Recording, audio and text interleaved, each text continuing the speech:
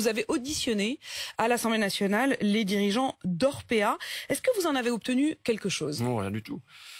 Je rappelais le fond de l'affaire.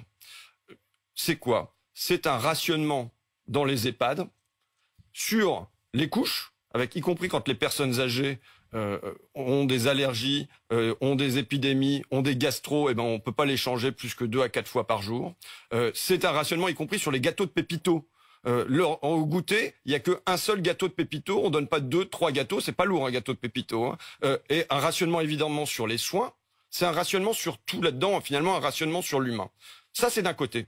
Et de l'autre côté, c'est quoi? Eh bien, c'est 1 million d'euros de rémunération pour le directeur. C'est 25% de marge pour la société. Et c'est des dividendes, là encore, qui vont aux actionnaires. On n'a pas obtenu de réponse du directeur satisfaisante. Mais moi, ce que j'attends, c'est le gouvernement. Qu'est-ce qu'il veut faire? Qu'est-ce qu'il veut faire? Rien. Il n'y a rien. Il pleurniche. Plus de contrôle. Il pleurniche. Il pleurniche. Mais là, aujourd'hui, potentiellement, la maltraitance, elle continue. Moi, ce que je réclame, c'est la réquisition de Orpea.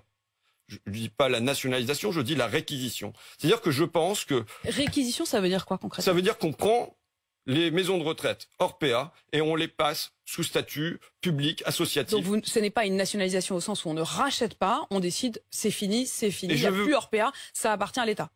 À l'État ou à des associations où on permet à des coopératives de salariés, de soignants, d'aides-soignants de gérer leur maison de retraite. Pourquoi réquisition?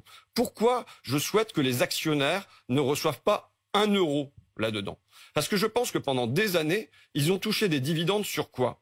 Ils ont touché des dividendes sur la maltraitance des personnes âgées en EHPAD.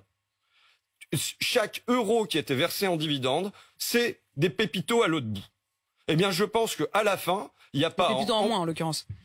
Il n'y a pas, à la fin, en plus, les indemniser pour ça. Je pense qu'il faut maintenant réquisitionner Orpea. Mais vous savez, la question d'Orpea, c'est une chose. Mais Korian, moi, dès le début de mon mandat, je m'étais rendu dans un EHPAD à Foucherans, dans le Jura. Et Korian, ça va être à peu près la même histoire. De toute façon, même dans les EHPAD publics, aujourd'hui, ça n'est pas satisfaisant. Moi, j'avais ma première attachée en circonscription qui était aide-soignante dans un EHPAD.